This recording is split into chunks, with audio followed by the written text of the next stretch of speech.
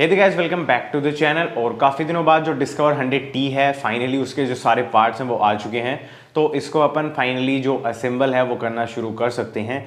ये होने वाला है एज़ यूजुअल इसका पार्ट 1, और इसके अंदर देखेंगे कि हम इंजन है उसको कहाँ तक रीबिल्ड कर पाते हैं। उसके अलावा जो बाकी का बचा हुआ काम होगा वो आपको पार्ट 2 में देखने को मिलेगा।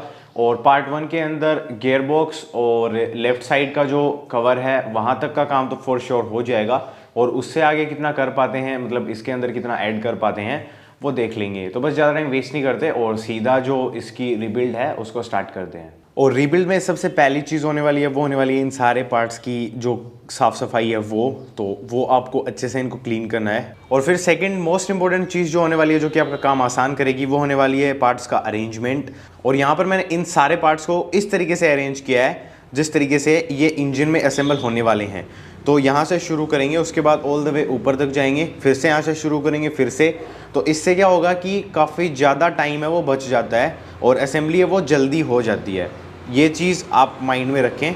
और फिर हम काम करना शुरू करेंगे। सबसे पहले हमारा जो एलएच साइड का क्रैंकेस है उसके ऊपर, और इसमें इंस्टॉल करेंगे सबसे पहले एक बैरिंग जो कि यहाँ पर लगता है। आउटपुट शाफ्ट बैरिंग बोलते हैं इसको, कुछ इस तरीके का।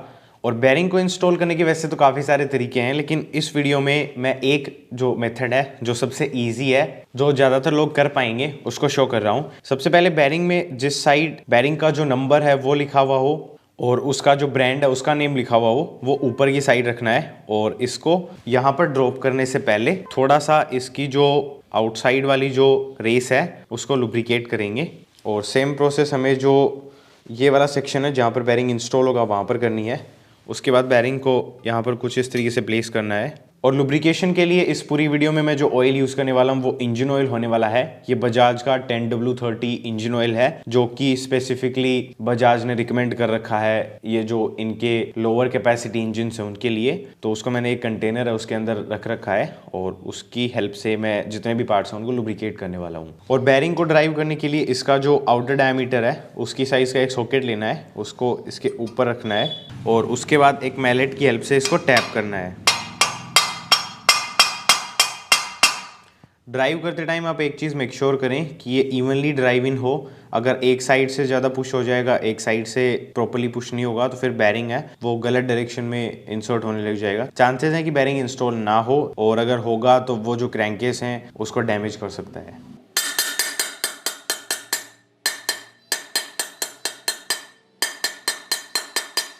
और बैरिंग है वो पूरा प्रॉपर्ली सीट हो गया है या नहीं, उसको चेक करने के दो मेथड्स हैं। या तो आप इसको जब टैप कर रहे हैं तब आपको जो साउंड आएगी उसमें थोड़ा सा भारीपन आ जाएगा, और अगर उस तरीके से आप चेक नहीं कर सकते हैं तो फिर आप इसको इस साइड से चेक कर सकते हैं कि इसकी बैरिंग की जो आउटर लिप है वो जो इसकी क्रैंकेस की वॉल है उससे प्रॉपर्ली सीट हो गई है या नहीं। और बैरिंग को इंस्टॉल करने के बाद यहाँ पर एक स्पेसर लगता है, तो उस स्पेसर को प्लेस कर देंगे कुछ इस तरीके से। और साथ ही साथ ये जो नीडल बैरिंग है इसको लुब्रिकेट कर लेंगे, और ये वाली जो वाल है इसको, और इन सारे होल्स को जिनके अंदर या तो जो गियर शिफ्टर ड्रम है वो लगेगा या फिर उसकी जो शाफ्ट्स हैं वो लगेंगी।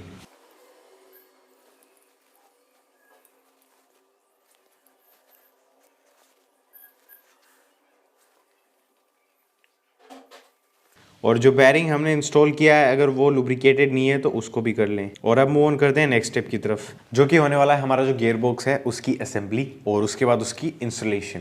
तो सबसे पहले इसकी जो असेंबली है उसकी बात करते हैं। तो आप लोगों के लिए इसको थोड़ा और सिंप्लीफाई करने के लिए मैंने जितने भी गियर्स हैं उनके जो टीथ्स हैं उनका जो नंबर है वो काउंट करके यहाँ पर लिख दिया है। एंड आई होप कि आप लोगों को अच्छे से दिख रहा होगा। वैसे जब मैं इनको इंस्टॉल करूँगा तब मैं बताऊँगा कि कौन सा जो गियर मैं इंस्टॉल कर रहा हूँ उसके कितने टीथ हैं, तो आई थिंक वो उसमें कवर अप हो जाएगा एनीवेज। और अब एक और सवाल है जिसका मैं अभी आंसर कर देता हूँ, बिकॉज मैंने कमेंट में देखा था, आई थिंक 1 या 2 कमेंट्स ऐसे आ रखे थे कि कौन सा गियर कौन सा है वो तो नहीं बताया। तो इसमें मैं बता दूंगा, और उसकी एक मैं ट्रिक भी बता देता हूँ जो कि आपको आइडेंटिफाई करने में काफ़ी हेल्प करेगी। तो ये हमारी इनपुट शाफ्ट है और ये इनपुट शाफ्ट के गियर्स हैं। ये हमारी आउटपुट शाफ्ट है और ये आउटपुट शाफ्ट के गियर्स हैं। तो इनपुट शाफ्ट में जो गियर सबसे छोटा होगा वो फर्स्ट गियर होगा, और जो गियर सबसे बड़ा होगा साइज में वो उसका 5th गियर होगा, जो कि इस केस में ये वाला है। ये 5th गियर है और ये फर्स्ट गियर है जो कि इनपुट शाफ्ट के ऊपर ही लगा हुआ है। अब अगर ये 6th गियर होता तो वो 6th गियर हो जाता सबसे बड़ा, और अगर 4th होता तो 4th गियर हो जाता सबसे बड़ा। और आउटपुट शाफ्ट है उसमें इसका जस्ट अपोजिट है, जो सबसे बड़ा गियर है वो होने वाला है 1st गियर, और जो सबसे छोटा गियर है वो होने वाला है 5th गियर। इसमें भी अगर 4th होता तो 4th हो जाता सबसे छोटा, अगर 6th होता तो 6th हो जाता सबसे छोटा। एक चीज़ और असेंबल करने से पहले फिगर आउट कर लेते हैं, वो ये है कि गियर्स के जो नंबर्स हैं उनके अकॉर्डिंग आप जो गियर्स हैं उनको जज ना करें कि मतलब इसके जो टीथ की जो नंबर है वो सबसे ज़्यादा है तो ये सबसे बड़ा गियर हो गया तो ये 1st गियर हो गया, ऐसा नहीं है। उसका एक एग्जांपल अभी दिखा देता हूँ आप लोगों को। ये इनपुट शाफ्ट के 2 गियर्स हैं, ये है 4th गियर और ये है 5th गियर। और जैसा कि हमारा इनपुट शाफ्ट वाला रूल था, सबसे छोटा जो गियर है वो 1st होगा, सबसे बड़ा जो गियर वो 5th होगा। ये 5th गियर है, साइज में ये सबसे बड़ा है लेकिन गियर्स इसमें ज़्यादा हैं, तो इसलिए मैं बोल रहा हूँ कि जो गियर के नंबर हैं, जैसे कि ये 23 टीथ है, ये 22 टीथ है, उसके हिसाब से आप इनको अरेंज ना करें, इनकी साइज़ के हिसाब से आपको जज करना पड़ेगा। जैसे कि इसकी साइज़ सबसे बड़ी है तो ये 5th हो गया, इसकी साइज़ आउटपुट शाफ्ट के केस में सबसे बड़ी है तो ये 1st गियर हो गया, क्योंकि आउटपुट शाफ्ट में उसका उल्टा होता है। और अब करेंगे इसकी असेंबली, उससे पहले एक और लास्ट टिप है वो भी सुन लो। इसमें क्या है कि ये वाला जो गियर बॉक्स है इसमें जितने भी ये वॉशर्स हैं और ये सर्कलिप्स हैं ये सब सेम साइज की हैं, तो जब भी मैं बोलूं कि यहाँ पर एक वॉशर लगेगा तो आप कोई भी एक वॉशर लगा सकते हैं इस टाइप का, और जब भी मैं बोलूं कि यहाँ पर एक सर्कलिप लगेगी तो आप इस टाइप की कोई भी सर्कलिप लगा सकते हैं। और साथ ही साथ ये दोनों किसी भी डायरेक्शन में लग सकती हैं, मतलब इसको आप इस तरीके से भी लगा सकते हैं और इस तरीके से भी, सेम सर्कलिप के साथ इस तरीके से भी लगा सकते हैं और इस तरीके से भी। तो अब सीधा इसकी जो असेंबली है उसकी तरफ मूव ऑन करते हैं। सबसे पहले जो आउटपुट शाफ्ट है उसकी बारी है। आउटपुट शाफ्ट को मैंने कुछ इस तरीके से होल्ड कर रखा है कि इस साइड इसका जो स्प्रोकेट लगेगा वो वाला हिस्सा है, और ये साइड है ये क्रैंकेस के अंदर जो बेरिंग है उसके अंदर इंस्टॉल हो जाएगी। और अभी सबसे पहले ये वाली गियर लगेगी जो कि हमारा 2nd गियर है। 31 टीथ इसका जो टीथ काउंट है वो है। इसका जो एक खड्डे वाला सेक्शन है इसको इस साइड रखेंगे, जो प्लेन सेक्शन है उसको स्प्रोकेट की साइड रख के कुछ इस तरीके से लगा देंगे। उसके बाद बारी आएगी इसकी जो स्लीव है उसको लगाने की। तो स्लीव है उसको हमें कुछ इस तरीके से लगाना है कि स्लीव का जो ये वॉशर वाला सेक्शन है बस ये दिखे, जो स्लीव है वो हमारी जो गियर है उसके अंदर लग जाए। तो कुछ इस तरीके से हम इसको लगा देंगे। और इस वाले गियर बॉक्स में स्लीव है वो एक और है जो कि कुछ इस तरीके की दिखती है, लेकिन वो ये वाली जो शाफ्ट है इसमें जहाँ पर हमने वो स्लीव लगाई है उसकी जगह नहीं लग सकती, बिकॉज इसकी साइज़ है वो छोटी है। अब हमने गियर है वो लगा दी, उसकी जो स्लीव है उसको लगा दिया। अब ये जो दोनों पार्ट हैं इनको होल्ड करने के लिए हम यहाँ पर एक सर्कलिप लगाएंगे, और उसको लगाने के लिए मैं एक सर्कलिप इंस्टॉल करने के लिए टूल आता है उसको यूज़ कर रहा हूँ। इस टूल की हेल्प से जो सर्कलिप है उसको थोड़ा सा एक्सपेंड कर लेंगे और उसके बाद उसका जो स्लॉट है वहाँ तक इसको लेकर के जाएंगे। और जैसे ही जो सर्कलिप है वो उसका जो स्लॉट है उसके अंदर इंसर्ट होगी तो आपको एक क्लिक की साउंड आएगी कुछ इस तरीके से, और ये हमारा गियर है ये लग चुका है। उसके बाद लगेगा हमारा 5th गियर। तो इसमें जिस साइड ये 3 टीथ बने हुए हैं वो साइड इस साइड लगेगी, बिकॉज ये साइड प्लेन है और हमें ये वाला जो गियर है इसको इंगेज करने के लिए कुछ चाहिए। तो इसके जो टीथ्स हैं उनको कुछ इस तरीके से अलाइन करके यहाँ पर लगा देंगे, और ये इसमें फिट हो भी रहा आप देख सकते हैं। अब ये इतना मूव करेगा यहाँ तक, तो ये इससे आगे ना जाए इसके लिए एक सर्कलिप है वो फिर से लगानी पड़ेगी इस वाले स्लॉट में, और इसको भी जब लगाएंगे तो क्लिक की साउंड आएगी। अब ये वाली जो सर्कलिप हमने लगाई है इसके अंदर कट बना हुआ है, ये पूरी प्लेन नहीं है, लेकिन हमें यहाँ पर ये वाली जो गियर है इसको लगाना है। तो उसके लिए हमें सबसे पहले एक वॉशर लगाना पड़ेगा, तो वॉशर है उसको लगा दिया। अब बारी है हमारी जो 24 टीथ की जो गियर है उसको लगाने की। वैसे ये जो 5th गियर वाली जो गियर लगाई थी ये 20 टीथ की है, आई होप आप लोगों ने देख लिया होगा। अब इसमें आप देख सकते हैं एक साइड स्लॉट बने हुए हैं, जिस साइड जो सेलेक्टर है उसके टीथ्स हैं वो इंगेज होते हैं, और एक साइड प्लेन है। अब ये वाला जो सेलेक्टर है इसमें इस साइड कुछ भी नहीं बना हुआ है, प्लेन है, तो जो प्लेन वाली साइड है वो इसकी तरफ रख देंगे कुछ इस तरीके से। अब हमें इसको लॉक करना है, लेकिन लॉक करने से पहले फिर से हमें एक वॉशर है उसको लगाना है, और वॉशर को जब लगा लेंगे तब इसको लॉक करने के लिए जो सर्कलिप है उसको लगाएंगे। सर्कलिप है वो अच्छे से लग चुकी है। अब बारी आती है हमारा 25 टीथ का जो गियर है, ये 4th गियर की गियर है, इसको लगाने की। तो ये वाली जो गियर है इसमें दोनों साइड 3 टीथ्स बने हुए हैं जो कि सिलेक्शन का काम करते हैं, लेकिन इसको हमें ये वाली साइड है ये इस साइड करके लगाना है।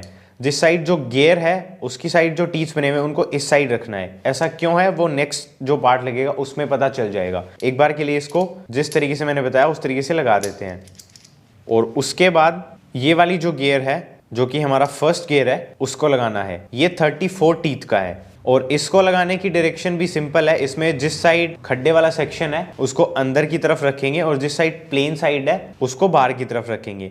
लेकिन इसको लगाने से पहले हमें एक स्लीव लगानी है और स्लीव में जो ये पोस्चर वाला जो सेक्शन है जो कि स्लीव की जो साइज है उससे थोड़ा बड़ा जो सेक्शन है उसको हम इस साइड रखेंगे जिस साइड स्प्रोकेट है, कुछ इस तरीके से। और उसके बाद ये वाली जो गियर है इसको कुछ इस तरीके से लगाना है। जो हमने फोर्थ गियर वाली जो गियर लगाई थी उसको अगर हम देखते हैं तो ये इसके अंदर सही तरीके से इंस्टॉल हो रही है।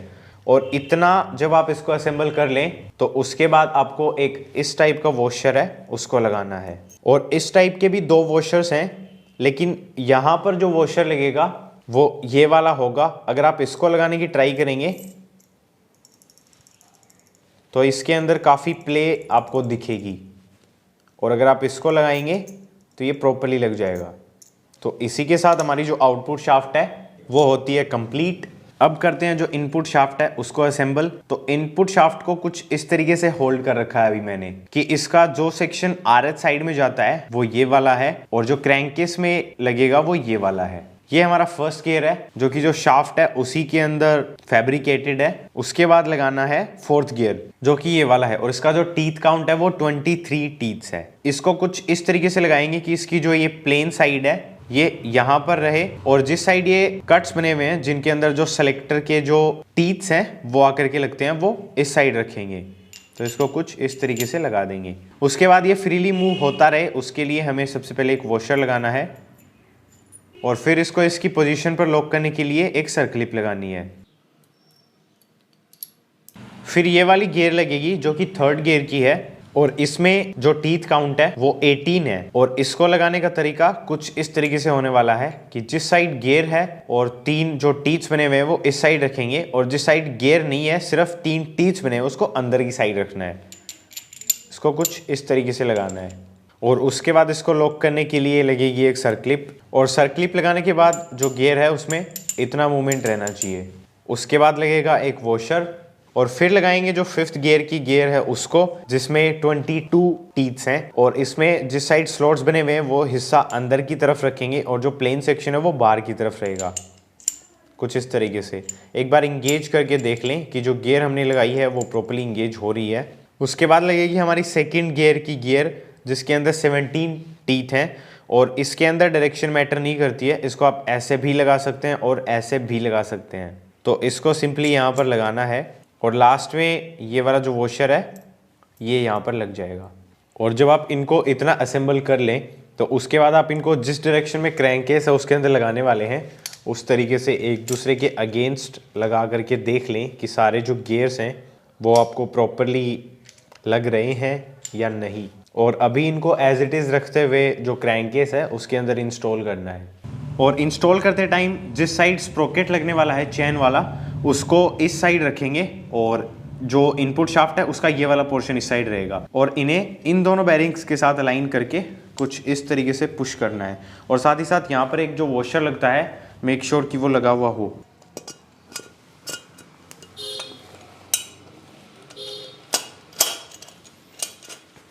और उसके बाद ये कुछ इस तरीके से इंस्टॉल हो जाएंगे। साथ ही साथ यहाँ पर जो वॉशर लगा हुआ है उसको भी लगा रहने दें। और अभी इनको मैं थोड़ा सा लुब्रिकेट कर लेता हूँ। वैसे ये प्रोसेस काफ़ी पहले करनी थी जब इनको इंस्टॉल कर रहे थे, लेकिन मैं अगर इनको उस टाइम लुब्रिकेट करता तो फिर आपको कैमरा के अंदर काफ़ी ज़्यादा रिफ्लेक्शन मिलता और जो पार्ट्स हमने इंस्टॉल किए थे गियर्स वाले वो आपको प्रॉपर्ली दिख नहीं पाते। अब बारी है जो शिफ्ट फोक्स हैं उनको इंस्टॉल करने की। तो इनमें 2 शिफ्ट फोक्स हैं वो सेम साइज़ के हैं और एक जो शिफ्ट फोक है वो अलग साइज़ का है। तो इस वाले को हमें इनपुट शाफ्ट है उसमें लगाना है और जो 2 बड़े शिफ्ट फोक्स हैं जिनकी साइज़ बड़ी है उनको हम आउटपुट शाफ्ट है उसकी तरफ लगाएंगे। और ये लगाने में बाई डायरेक्शनल बिल्कुल भी नहीं है। इसको अगर आप ध्यान से देखेंगे तो ये वाला जो इसका सेक्शन है ये इस साइड काफ़ी कम है और इस साइड थोड़ा ज़्यादा है।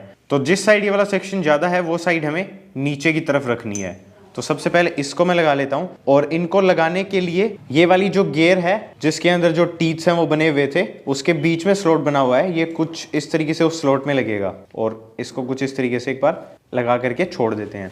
और इन दोनों को लगाने का तरीका कुछ इस तरीके से होने वाला है, ये दोनों एक दूसरे के अपोजिट कुछ इस तरीके से लगेंगे, और इनको इस तरीके से हम प्लेस करेंगे। बेसिकली नीचे जो लगेगा उसमें ये वाला जो पोर्शन है ये नीचे की साइड रहेगा, और ये वाला जो पोर्शन है जो कि अमाउंट में ज़्यादा है वो ऊपर की साइड रहेगा। तो सबसे पहले इसको लगा देता हूं मैं एक बार, कुछ इस तरीके से। और उसके बाद जो दूसरा है उसका ये वाला सेक्शन नीचे की साइड रखेंगे, और ये जिस साइड कम पोर्शन है वो ऊपर की साइड रख के इसको यहां पर लगाएंगे, कुछ इस तरीके से। उसके बाद लगाना है शिफ्टर ड्रम को। तो शिफ्टर ड्रम में जिस साइड का डायमीटर छोटा है वो नीचे की साइड रहेगा, और जिस साइड का डायमीटर बड़ा है वो ऊपर की साइड रहेगा, और ये यहाँ पर लगेगा।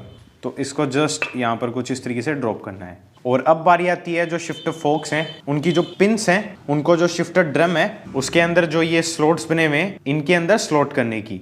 तो इस साइड जगह काफ़ी अच्छी है, तो इस साइड लगा करके दिखा देता हूँ, और दूसरी साइड क्या है कि जगह की थोड़ी कमी है दिखाने के लिए, तो आप समझ जाना। बेसिकली ये वाली जो पिन है ये बीच में लगेगी, बिकॉज इसको अगर आप थोड़ा सा अलाइन करके देखते हैं तो ये ऑलमोस्ट सेंटर में ही अलाइन हो रही है, और नीचे इसको आप पुश कर नहीं सकते। तो इसको उठाना है, और जो इसकी ये गैलरी बनी हुई है शिफ्टर ड्रम के अंदर, इसके अंदर इसको स्लॉट करना है कुछ इस तरीके से। उसके बाद इसकी जो पिन है उसको इंस्टॉल करते हैं। तो इसको मैंने थोड़ा सा लुब्रिकेट कर लिया है। तो जो शिफ्ट फोक है उसका जो होल है उसको, और जो क्रैंकेस के अंदर होल है उसको अलाइन करके जो पिन है उसको कुछ इस तरीके से ड्रॉप कर देंगे, और थोड़ा सा इसको पुश करना है, एंड दैट्स इट। और इस साइड थोड़ी स्पेस कंजस्टेड है, तो नीचे वाली जो शिफ्ट फोक है उसकी जो पिन है वो शिफ्टर ड्रम के नीचे वाले स्लॉट में लगानी है, और ऊपर वाली जो पिन है उसको सबसे ऊपर वाले स्लॉट में लगाना है। और उसके बाद इसकी जो शाफ्ट है शिफ्ट फोक्स की शाफ्ट, उसको मैंने लुब्रिकेट कर लिया है, और अब जो होल्स हैं उनको अलाइन करके इसको ऑल द वे इंसर्ट कर देते हैं। और ये वाली जो शाफ्ट है इसके अंदर 2 शिफ्ट फोक्स लगे हुए हैं, तो उन दोनों के होल्स को अलाइन करके इसको क्रैंकेस है उसके होल के साथ प्लेस करना है। अब बारी है जो गियर बॉक्स हमने इंस्टॉल किया है उसको चेक करने की। तो वैसे यहाँ पर जो चेकिंग होती है उस वाले मेथड को मैं उतना ज़्यादा एक्यूरेट नहीं मानता हूँ, बट फिर भी किसी ने कमेंट कर रखा था तो वो भी मैं शो कर देता हूँ। बेसिकली जो गियर्स हैं उनको आप रोटेट कर सकते हैं फ्रीली। इसका मतलब ये है कि एक बार में एक ही गियर इंगेज्ड है। दैट मीन्स कि हमारा जो गियर बॉक्स है उसकी जितने भी शाफ्ट्स वगैरह हैं, उसके जितने भी गियर्स वगैरह हैं वो हमने प्रॉपर्ली लगा रखे हैं। दूसरा तरीका चेक करने का ये है कि जो ड्रम है उसको रोटेट करते जाइए, और जो शाफ्ट है उसको घुमाते जाइए, तो जो गियर्स हैं वो इंगेज होने चाहिए प्रॉपर्ली। लेकिन बिकॉज ये जो गियर बॉक्स है इसको ऊपर की साइड से होल्ड करने के लिए हमारे पास कुछ भी सपोर्ट नहीं है, तो चांसेस हैं कि काफ़ी सारी चीज़ें हैं वो उतनी स्मूथली ना हो पाएँ जितना कि हम एक्सपेक्ट करते हैं, तो इसलिए यहाँ पर मैं चेक नहीं करता हूँ। अब बारी आती है जो क्रैंकशाफ्ट है उसको इंस्टॉल करने की। तो क्रैंकशाफ्ट में जिस साइड टाइमिंग चेन का स्प्रोकेट लगा हुआ है वो साइड हम ऊपर की तरफ रखेंगे, बिकॉज बजाज की जो बाइक्स हैं उनमें टाइमिंग चेन है वो RH साइड में आती है, और ये जो क्रैंकेस हमने ले रखा है ये LH साइड का है। तो सबसे पहले इसका जो बेरिंग है LH साइड का उसको लुब्रिकेट कर लेते हैं। इसका जो आउटर डायमीटर है थोड़ा सा लुब्रिकेट उसको भी कर लेते हैं, और उसके बाद इसको कुछ इस तरीके से होल्ड करके यहाँ पर एक स्पेसर लगता है प्लास्टिक का जो कि हमने पहले लगा दिया था, इसको सिंपली इंसर्ट करना है और फिर थोड़ा सा पुश करना है। पुश करते टाइम एक चीज़ आप मेक श्योर करें कि जो कनेक्टिंग रोड है वो इसका जो ये वाला सेक्शन है वहीं पर रहे, और कुछ इस तरीके से जो क्रैंक है वो अपनी पोजीशन पर इंस्टॉल हो चुकी है। और उसको चेक करने का तरीका ये है कि जो कनेक्टिंग रोड है उसको आप इस साइड क्रैंक के से टच कर सकते हैं, ना कि इसके ऊपर से आप इसको इस साइड लेकर के आ सकते हैं। अब इस साइड का जो बेरिंग है उसको भी लुब्रिकेट कर लेते हैं, और साथ ही साथ थोड़ा सा जो ऑयल है वो यहाँ पर भी फिल कर देते हैं, जिससे कि जो कनेक्टिंग रोड का नीडल बेरिंग है वो भी लुब्रिकेटेड रहे। और डिस्कवर 100T की जो क्रैंकशाफ्ट है उसके अंदर यहाँ पर एक ऑयल प्लंजर लगता है जो कि इसमें ऑयल सप्लाई के लिए हेल्प करता है। तो ये उसकी स्प्रिंग है। सबसे पहले जो स्प्रिंग है इसको यहाँ पर कुछ इस तरीके से प्लेस कर देंगे, इसकी डायरेक्शन मैटर नहीं करती है। और उसके बाद इसको थोड़ा सा पुश कर देते हैं अंदर की साइड, और फिर यहाँ पर आपको एक होल दिख रहा होगा, उस होल में से ये जो पिन है, इसको आप नीडल बोलना चाहें तो नीडल बोल सकते हैं, इसको इंसर्ट करना है। और इसको ऑल द वे इंसर्ट करने के लिए हमें एक छोटे फ्लैट हेड स्क्रू ड्राइवर की हेल्प से जो स्प्रिंग है उसको थोड़ा सा कंप्रेस करना पड़ेगा, और उसके बाद हम जो ये पिन है इसको इंसर्ट कर सकते हैं। और जो पिन है उसको दूसरी साइड जो होल दिख रहा है उसके अंदर इंसर्ट करके हमें छोड़ना है। तो जो स्प्रिंग है उसको कंप्रेस रखते हुए जो पिन है उसको पुश कर देते हैं और कुछ इस तरीके से इसका जो ऑयल प्लंजर है उसकी जो पिन है और स्प्रिंग है वो लग गई है। और एक चीज़ आप मेक श्योर करें इसको लगाने के बाद कि जो पिन है वो दोनों साइड से बाहर नहीं निकली हुई होनी चाहिए। अब बारी आती है जो किकशाफ्ट है उसकी स्प्रिंग को इंस्टॉल करने की। तो स्प्रिंग है वो कुछ इस तरीके से दिखती है और इसमें ये वाला जो सेक्शन है वो यहाँ पर ये वाला जो होल है उसके अंदर इंसर्ट होगी। तो इस वाले सेक्शन को उस वाले स्लॉट के साथ अलाइन करते हुए जो स्प्रिंग है उसे हमें कुछ इस तरीके से ड्रॉप करना है। और अब लगानी है 2 डाउल्स। तो डाउल्स लगाने के लिए जो क्रैंकेस है उसके अंदर 4 जगह दे रखी हैं। एक यहाँ पर है, दूसरी यहाँ पर है, थर्ड वन ये रही और फोर्थ वन यहाँ पर है। तो इन 4 में से किन्हीं भी 2 ऐसे स्लॉट्स में जो एक दूसरे के क्रॉस में होने चाहिए उनमें आप जो डाउल है उसको लगा सकते हैं। मैं एक डाउल इस वाले स्लॉट में लगा रहा हूँ और जो दूसरी वाली डाउल है उसको इस वाले स्लॉट में। और अब बारी आती है जो RH कवर है उसको इंस्टॉल करने की। लेकिन उससे पहले इसका ये वाला जो सरफेस है उसको क्लीन कर लेते हैं जिससे कि जो गैस्केट हम अप्लाई करेंगे RH कवर पे वो इस पे अच्छे से स्टिक हो जाए। बेसिकली यहाँ पर कोई भी ऑयल वगैरह ग्रीस वगैरह नहीं रहना चाहिए। लेकिन RH कवर को इंस्टॉल करने से पहले उसको प्रेप करना पड़ेगा और प्रेपिंग के लिए सबसे पहला वाला स्टेप होने वाला है ये जो बेरिंग है इसको इंस्टॉल करना। तो अगेन बेरिंग की इंस्टॉलेशन थोड़ी देर पहले ही बताई थी, अब फिर से रिपीट नहीं करने वाला हूँ मैं। तो इसको जल्दी से मैं इंस्टॉल कर लेता हूँ। उसके बाद लगानी है स्टॉपर प्लेट और उसका एक स्क्रू। और स्क्रू को लगाने के लिए हमें थ्रेड लॉकर चाहिए।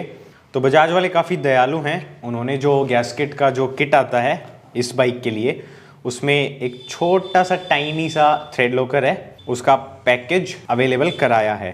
तो थोड़ा सा जो थ्रेड लॉकर है वो इसके ऊपर अप्लाई कर लेते हैं। उसके बाद जो स्टॉपर प्लेट है उसको कुछ इस तरीके से प्लेस करना है और फिर जो स्क्रू है उसको टाइट कर देंगे।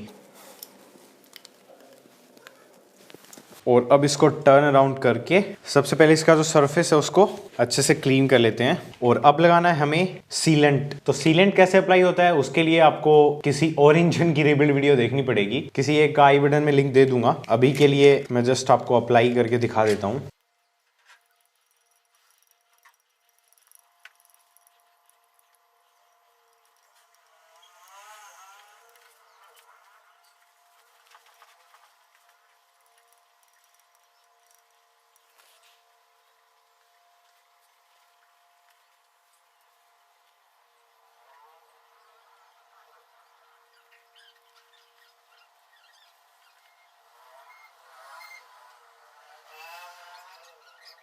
तो कुछ इस तरीके से आपको जो गैस्केट है उसको अप्लाई करना है। वैसे जिन लोगों ने होंडा का इंजन रिबिल्ड देखा है वो सोच रहे होंगे कि बजाज में ज़्यादा क्यों अप्लाई किया है, तो समझ जाओ बस।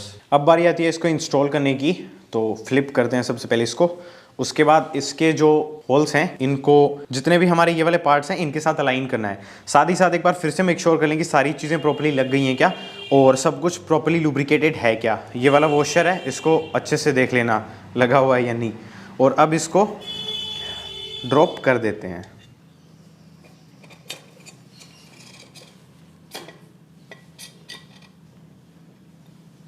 उसके बाद जो RH कवर है उसको LH कवर में जहाँ पर हमने डाउल्स लगाई थी वहाँ प्रॉपर्ली अलाइन करना है और उसके बाद इसको पुश करना है। और अगर आपने सब कुछ सही से लगाया होगा, सही से सब कुछ अलाइन किया होगा, तो बिना कोई टैप वगैरह किए या एक्सटर्नल ज़्यादा फोर्स लगाए आप इसको हाथों की हेल्प से ही कुछ इस तरीके से प्रेस कर पाएंगे एक दूसरे के अगेंस्ट। और अब सबसे पहले राइट साइड में हम 3 बोल्ट्स हैं उनको लगाएंगे। अभी इनको फुल टाइट नहीं करना है, जस्ट हैंड टाइट करके छोड़ना है। 2 बोल्ट्स हैं वो सेम साइज़ के हैं, सबसे लंबे हैं, वो यहाँ पर लगेंगे, एक यहाँ पर, दूसरा यहाँ पर। और ये वाला जो बोल्ट है इसकी साइज़ आप अभी नोट कर सकते हैं। इसमें वैसे ये जो वॉशर टाइप जो सेक्शन बना हुआ है ये थोड़ा बड़ा है एक नॉर्मल बोल्ट के कंपैरिजन में, और इसको यहाँ पर लगाना है। और अभी इनको हैंड टाइट कर देते हैं। अभी इनको प्रॉपर टाइट नहीं कर रहे हैं, प्रॉपर टॉर्क पे पहले लेफ्ट साइड में बोल्ट्स हैं उनको लगाएंगे फिर टाइट करेंगे। अभी जो क्रैंकेस है उसको फ्लिप कर लेते हैं और इस साइड लगाएंगे हम 7 बोल्ट्स। तो 6 जो बोल्ट्स हैं वो एक साइज के हैं और एक बोल्ट है वो थोड़ा डिफरेंट साइज का है। तो ये वाला बोल्ट है इसको यहाँ पर लगाना है, तो सबसे पहले इसको यहाँ पर लगा देते हैं। उसके बाद बारी आती है इन 6 बोल्ट्स को लगाने की। तो ये 6 बोल्ट्स वैसे ही हैं, इनका वॉशर वाला जो सेक्शन है वो थोड़ा सा बड़ा है। तो इन 6 बोल्ट्स को 1 2 3 4 5 और 6 इन 6 जगह पर लगाना है। और उसके बाद इनको क्रिस क्रॉस पैटर्न में हैंड टाइट कर लेते हैं।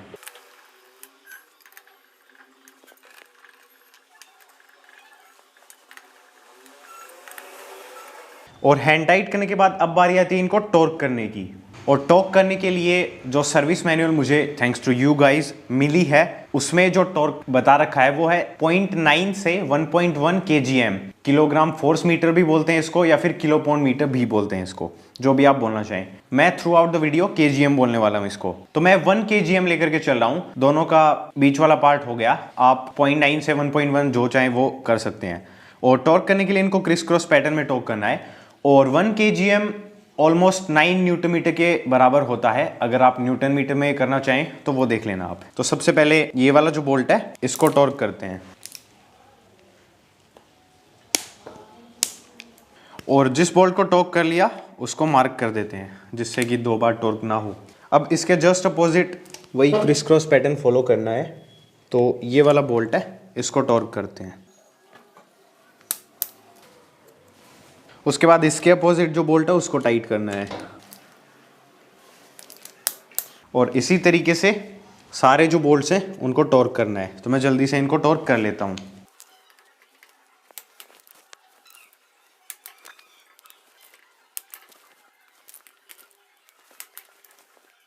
अब इसको फिर से फ्लिप करते हैं, और ये जो 3 बोल्ट्स हैं इनको भी टॉर्क कर लेते हैं, और इनका भी जो टॉर्क फिगर है वो सेम ही है।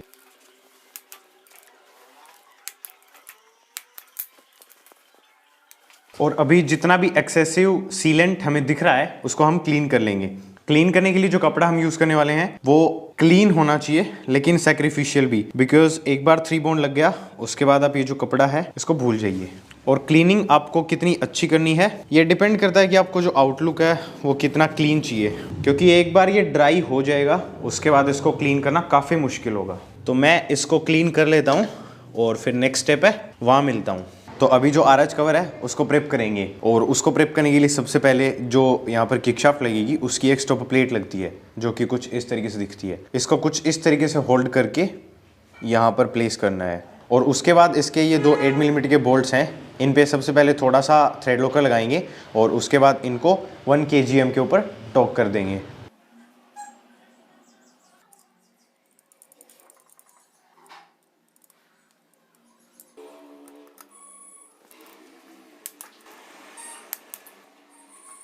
उसके बाद जो शिफ्टर ड्रम है उसकी जो सेलेक्टर प्लेट है उसको लगाना है। इसको गेयर स्टार भी बोला जाता है। तो सबसे पहले इसके 4 जो ये पिन्स हैं इनको लगाएंगे यहाँ पर आपको 5 होल्स दिखेंगे, लेकिन जो हमें पिन्स हैं वो सिर्फ 4 होल्स में लगानी है। ये जो बीच वाला होल है इसके अंदर हम जो पिन है उसको नहीं लगाएंगे।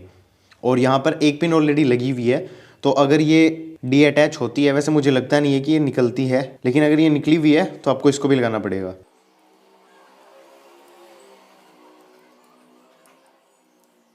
उसके बाद जो सेलेक्टर प्लेट है उसके होल्स को ये जो पिन्स हैं इनके साथ अलाइन करके कुछ इस तरीके से ड्रॉप कर देंगे। फिर लगाना है इस वाले बोल्ट को, ये 5 मिलीमीटर का एलन बोल्ट है, और इसके ऊपर मैं बिल्कुल थोड़ा सा थ्रेड लॉकर यूज करने वाला हूँ।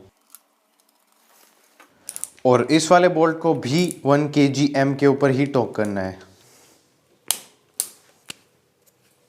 उसके बाद बारी आती है जो गेयर स्टार है उसकी स्टॉपर प्लेट को लगाने की। तो सबसे पहले जो स्प्रिंग है उसको लगाएंगे, और स्प्रिंग को लगाने की डायरेक्शन कुछ इस तरीके से होने वाली है कि इसका जो एक कट वाला सेक्शन है ये ऊपर की साइड रहेगा, और ये जो प्लेन सेक्शन है जो कि एक पिन की तरह बाहर निकला हुआ है ये नीचे की साइड रहेगा। और जो स्प्रिंग है उसको कुछ इस तरीके से प्लेस करना है।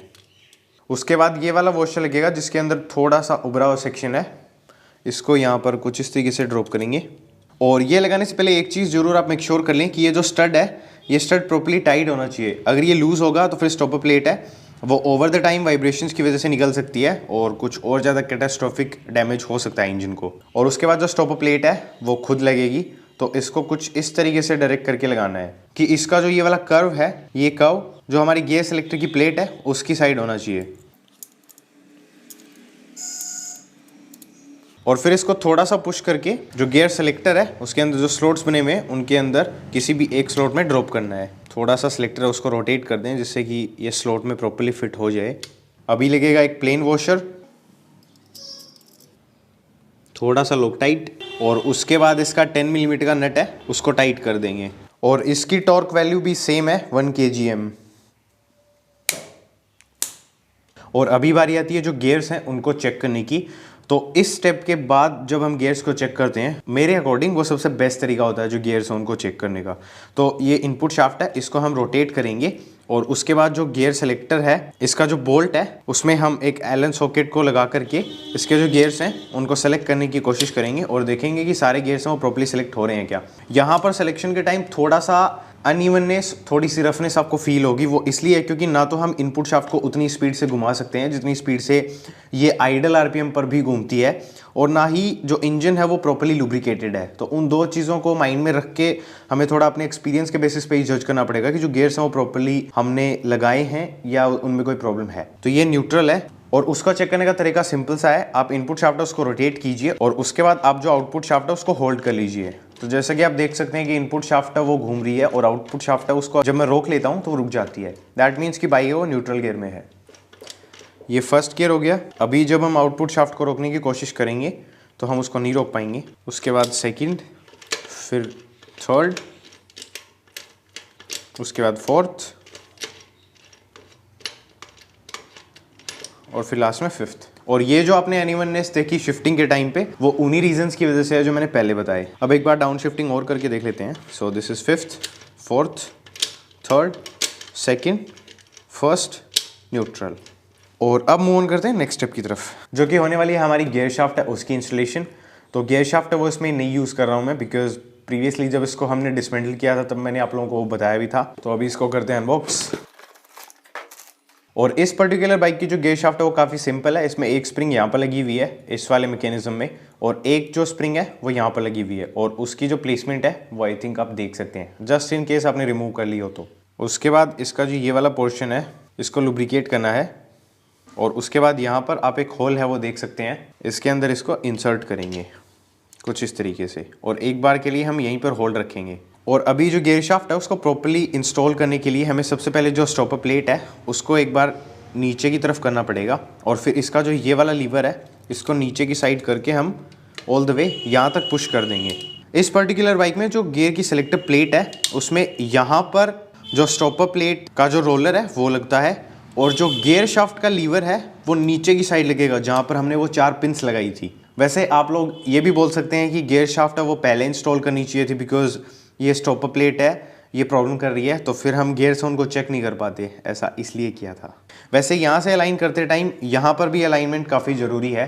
जैसे कि आप देख सकते हैं कि ये 2 स्प्रिंग्स निकली हुई थी जो कि मैं थोड़ी देर पहले दिखाया था, उनको यहाँ पर ये एक स्टड बना हुआ है उसके साथ इनको प्रॉपर्ली अलाइन करके और फिर पुश करना है इसको। और वैसे ये भी टाइट है या नहीं वो भी आपको चेक करना है इंस्टॉल करने से पहले। और अब नेक्स्ट स्टेप की तरफ मूव ऑन करते हैं। अब बारी है ऑयल पंप है उसको इंस्टॉल करने की। तो सबसे पहले इसकी 2 डाउल्स हैं उनको इनकी जो पोजीशंस हैं वहाँ पर लगाएंगे, एक यहाँ पर एक यहाँ पर। उसके बाद इसका गैस्केट है उसको लगाना है। तो गैस्केट में 2 होल्स बड़े साइज़ के मिलेंगे बिकॉज वो डाउल्स के लिए हैं, तो उनको अलाइन करके जो गैस्केट है उसको प्लेस कर दें। फिर बारी आती है जो ऑयल पंप है उसको लगाने की। तो ऑयल पंप भी इस बाइक में रिप्लेस हो रहा है, लेकिन ऑयल पंप उसको लगाने से पहले मैं एक चीज़ है वो थोड़ी सी क्लेरिफाई कर देता हूँ। बेसिकली ऑयल पंप का जो ये वाला सेक्शन है जिसको ऑयल पंप का रोटर भी बोलते हैं, इसमें एक साइड पर आपको मार्किंग्स दिखेंगी, बेसिकली 2 छोटे छोटे डॉट्स बने हुए हैं। तो जब हम ऑयल पंप को इस तरीके से होल्ड रखें तब ये डॉट्स हैं ये ऑयल पंप के अंदर की साइड लगाने हैं कुछ इस तरीके से। उसके बाद इसका जो होल है उसको अलाइन करके जो इसकी गियर है उसको लगाना है, और गियर में इस साइड आपको एक फ्लैट पोर्शन दिखेगा जिसको जो छोटी साइज़ वाला रोटर है उसके साथ अलाइन करना है, और उसके बाद इसको आप स्लॉट कर सकते हैं। और अभी इसके अंदर थोड़ा सा ऑयल है वो लगा देते हैं, और उसके बाद इसको कुछ इस तरीके से होल्ड करके इसके जो होल्स हैं जिनके अंदर डाउल्स लगेंगी उनका जो डायमीटर है वो थोड़ा बड़ा होगा, उनको डाउल्स के साथ मैच करके प्लेस करना है। और अभी हमें स्क्रूज़ लगाने हैं।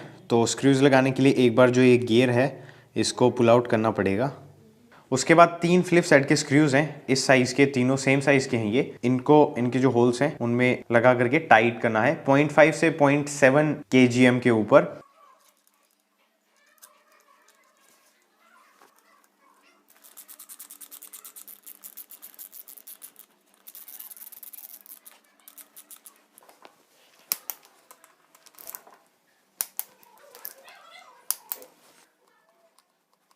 और अभी जो गियर है उसको अलाइन करके इंस्टॉल कर देते हैं। अब बारी आती है टाइमिंग चेन की गाइड एक साइड की उसको इंस्टॉल करने की, ये वाली। तो गाइड को कुछ इस तरीके से लगाना है कि इसका जो ये कर्व बन रहा है ये बाहर की साइड हो, इस तरीके से नहीं। तो सबसे पहले इसको जिस साइड से टाइमिंग चेन निकलेगी उस साइड से इंसर्ट करके यहाँ पर अलाइन करना है। उसके बाद इसका एक बोल्ट है 5 मिलीमीटर का एलन बोल्ट, उसको लगाएंगे और उसके ऊपर थोड़ा सा थ्रेड लॉकर यूज़ करेंगे। और इसके बाद लगाएंगे वुडरफ की यहाँ पर,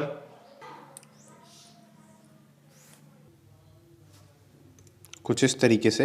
अब बारी है जो प्राइमरी गियर है उसको इंस्टॉल करने की। तो प्राइमरी गियर में ज़्यादातर लोग इस पर्टिकुलर बाइक की केस में मैं बता रहा हूँ इसको सिंगल डायरेक्शनल बोलते हैं, ये बाई डायरेक्शनल नहीं है। ऐसा मैंने काफ़ी मैकेनिक से पूछा तो उन्होंने यही बताया कि अगर आप इसको उल्टा लगा देंगे तो फिर यहाँ पर जो साउंड आती है प्राइमरी गियर की साउंड जिसको बोलते हैं वो बढ़ जाती है। वो इसलिए होता है बिकॉज इसका वेयर एंड टेयर है वो एक साइड ज़्यादा हो जाता है, दूसरी साइड कम हो जाता है, और इसमें जो गियर है वो इसका ऑलमोस्ट पार्ट है उसको कवर करती है, तो उसकी वजह से प्रॉब्लम हो सकती है। लेकिन इस सिचुएशन में ये जो गियर है ये कंप्लीटली फाइन है, काफ़ी अच्छी कंडीशन में है। तो इसको हम इस डायरेक्शन से भी लगा सकते हैं और इस डायरेक्शन से भी लगा सकते हैं, डजेंट मैटर। और इसको इंसर्ट करते टाइम इसका जो ये स्लॉट है इसको जो एक की हमने लगा रखी है इसके साथ अलाइन करना है और उसके बाद इसको सिंपली पुश कर देंगे।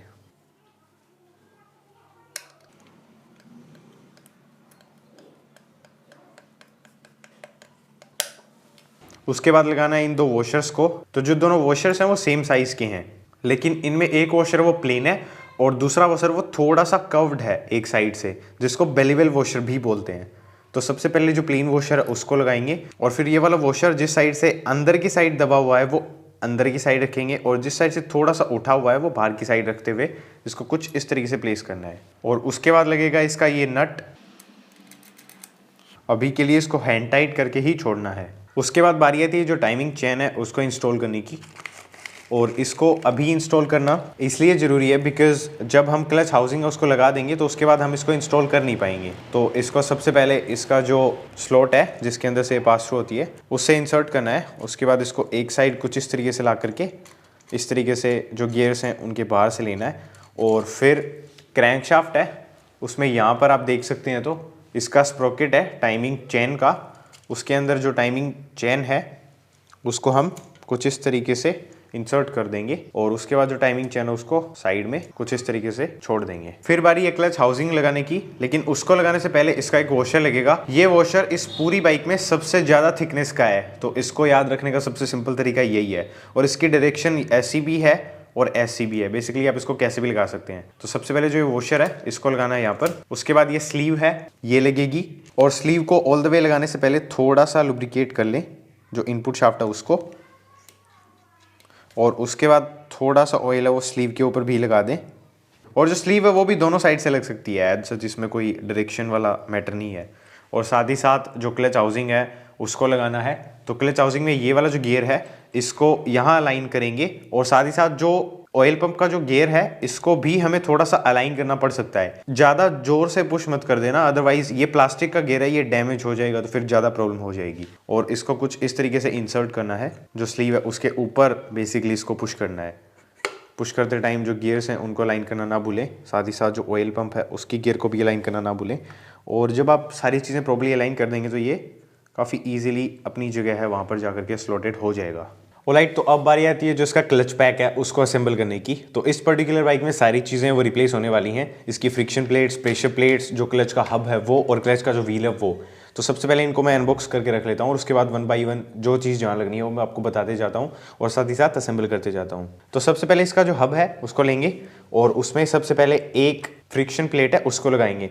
अब बिकॉज ये फ्रिक्शन प्लेट्स हैं ये न्यू हैं और थैंक्स टू बजाज ये प्री लुब्रिकेटेड हैं, तो इनको लुब्रिकेट करने की ज़रूरत नहीं है, तो इसलिए मैं इनको एज इट इज लगा रहा हूँ। लेकिन अगर आप पुरानी फ्रिक्शन प्लेट्स यूज़ कर रहे हैं तो फिर आपको उनको लुब्रिकेट करना पड़ेगा। और इनको लगाने का तरीका सिंपल है। फिलहाल जो हब है उसको मैंने इस तरीके से पकड़ रखा है, उसके अकॉर्डिंगली मैं सारी चीज़ें बता रहा हूँ। इसमें एक साइड कुछ मार्किंग्स और कुछ लेटर्स वगैरह लिखे हुए हैं, जैसे कि इसमें S1 ETL ये सब लिखा हुआ है। तो जिस साइड ये सब लिखा हुआ है वो साइड नीचे की साइड रखेंगे कुछ इस तरीके से। उसके बाद बारी आती है जो प्रेशर प्लेट है उसको लगाने की। तो प्रेशर प्लेट में जो साइड आपको फील करने पर थोड़ी शार्प या थोड़ी रफ फील होती है और एक साइड है वो थोड़ी स्मूथ फील होती है।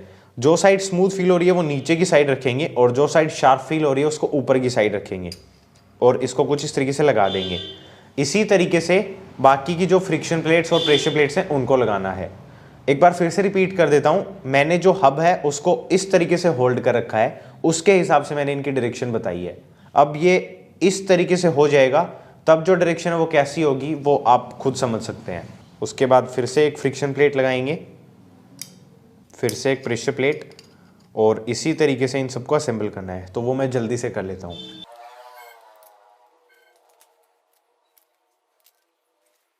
उसके बाद ये इसका क्लच व्हील वाला जो पार्ट है, इसमें 6 ये पोर्शंस हैं, इनको इन होल्स के साथ अलाइन करके कुछ इस तरीके से सिंपली प्लेस करना है और ये हमारा क्लच पैक हो गया रेडी। उसके बाद लगेगा यहाँ पर एक वॉशर। फिर जो क्लच पैक है उसमें जो क्लच व्हील है उसमें कुछ ग्रूव्स बने हुए हैं, इनको हमारी जो इनपुट शाफ्ट है उसके ग्रूव्स के साथ अलाइन करना है। और जो फ्रिक्शन प्लेट्स हैं उनमें ये वाले जो पोर्शन है इन सबको एक जगह पर एक बार के लिए कलेक्ट कर लेते हैं। इनको इस तरीके से नहीं रखना है, इनको एक जगह पर रखना है और उसके बाद ये वाले जो सेक्शंस हैं इनको इनके साथ अलाइन करना है। वैसे एक या दो फ्रिक्शन प्लेट्स हैं उनको यहाँ पर भी रखेंगे, लेकिन एक बार के लिए इन सबको एक जगह अलाइन करके कुछ इस तरीके से प्लेस करते हैं। और उसके बाद एक फ्रिक्शन प्लेट है उसको उठा करके थोड़ा सा रोटेट करेंगे और ये वाला जो स्लॉट है इसमें रख देंगे, इसको फिर से पुश कर देते हैं। उसके बाद इसके वॉशर और नट्स लगाने हैं। तो सबसे पहले एक प्लेन वॉशर लगेगा, फिर जो बेलीवेल वॉशर है उसका जो उभरा हुआ सेक्शन है उसको बाहर की साइड रखते हुए कुछ इस तरीके से प्लेस करेंगे और फिर जो नट है उसको लगाना है। और ये वाला जो नट है ये एंटी क्लॉकवाइज टाइट होगा और क्लॉकवाइज लूज होगा। तो इसको एंटी क्लॉकवाइज टर्न करते हैं, जितना हम हैंड टाइट कर सकते हैं उतना हैंड टाइट करते हैं इसको। उसके बाद इसका जो क्लच पैक है उसको होल्ड करने के लिए एक स्पेशल टूल आता है, 6 होल्स का क्लच होल्डर है बेसिकली ये। इसको इसके जो होल्स हैं उनके साथ अलाइन करेंगे।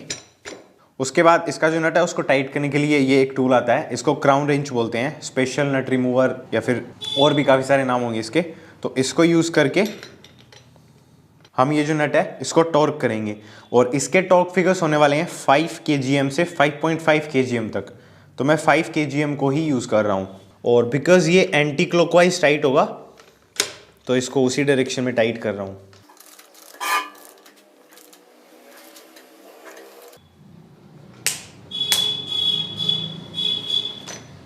And that's it. और अब इस नट को टाइट किया है तो साथ ही साथ इस वाले नट को भी टाइट कर लेते हैं। तो इसको टाइट करने के लिए एक 19 मिलीमीटर का सॉकेट लगेगा और इसको क्लॉकवाइज टाइट करना है और टॉर्क इसका भी सेम होने वाला है 5 kgm से 5.5 kgm तक। लेकिन इसको होल्ड करने के लिए जो गियर लगती है उसके लिए हमें जो ऑयल पंप की प्लास्टिक वाली गियर है उसको एक बार फिर से रिमूव करना पड़ेगा और फिर जो गियर है उसको यहाँ पर लगा करके इसको टॉर्क करना है। और मेरे पास 2 टूल्स हैं गियर्स को लॉक करने के लिए और यहाँ पर दोनों ही काम नहीं कर रहे हैं और जहाँ पर कुछ काम नहीं करता वहाँ पर फ्लैट हेड स्क्रू ड्राइवर तो काम करता ही है। तो एक बार इसको स्टक करके ये जो नट है इसको टॉर्क कर लेते हैं।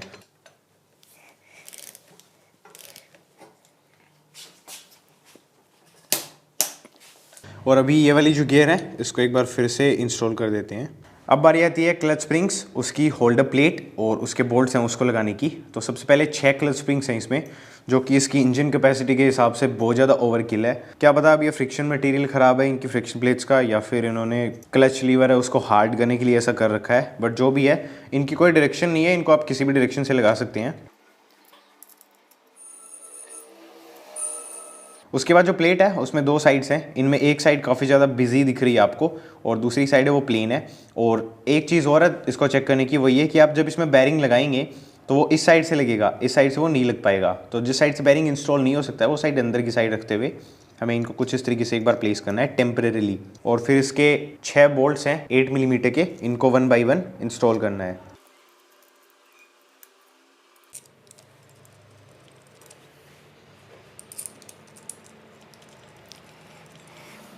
उसके बाद 8 मिलीमीटर के सॉकेट या फिर हैंडल टी की हेल्प से ये जो बोल्ट्स हैं सारे, इनको क्रिस क्रॉस पैटर्न में ग्रेजुअली टाइट करना है। इनमें से किसी भी एक बोल्ट को ज़्यादा टाइट ना करें, अदरवाइज सारा जो स्प्रिंग्स का लोड है उनमें से मोस्ट ऑफ इट एक ही बोल्ट के ऊपर आ जाएगा और फिर ये जो प्लेट है टूट जाएगी। तो इसलिए इनको क्रिस क्रॉस पैटर्न में टाइट करना काफ़ी ज़्यादा नेसेसरी है।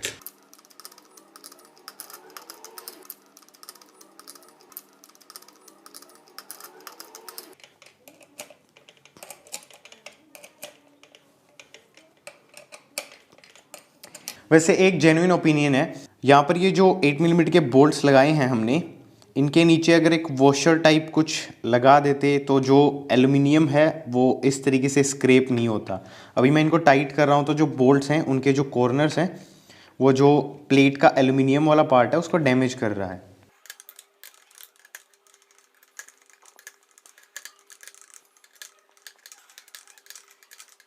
और जब सारे बोल्ट्स हैं वो बॉटम आउट हो जाएं तब उसके बाद आप इनको 1/8 टर्न है वो और रोटेट कर दें उसके बाद, एंड दैट्स इट।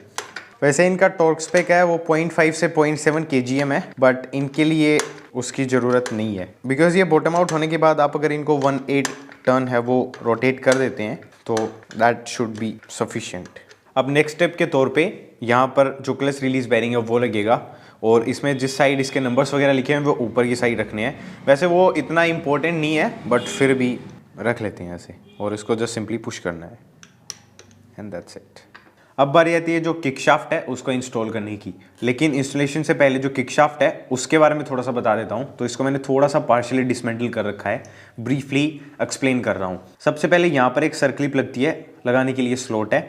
उसके बाद एक ये सर्क्लिप है, इसको लगाने के लिए स्लॉट यहाँ पर है। एक स्प्रिंग है, उसके बाद में ये किक की शाफ्ट है जो कि इसको होल्ड करके रखती है। किक शाफ्ट को बेसिकली जो गियर्स हैं उनसे थोड़ा सा डिसंगेज रखने के लिए, बिकॉज ये वाला जो गियर है ये फ्रीली मूव करता है। यहाँ पर एक वॉशर है जैसे कि आप देख सकते हैं। उसके बाद ये वाला गियर है, इसकी डायरेक्शन, ये जो किक शाफ्ट को होल्ड करके रखने वाला जो गियर है इसमें ये वाले जो टीथ्स हैं ये अलाइन होते हैं, तो इसकी डायरेक्शन इस साइड है। और उसके बाद यहाँ पर एक और वॉशर है और एक और सर्क्लिप है, और सर्क्लिप का स्लॉट है वो यहाँ पर है। तो इसको मैं अभी असेंबल कर लेता हूँ फिर से। सबसे पहले जो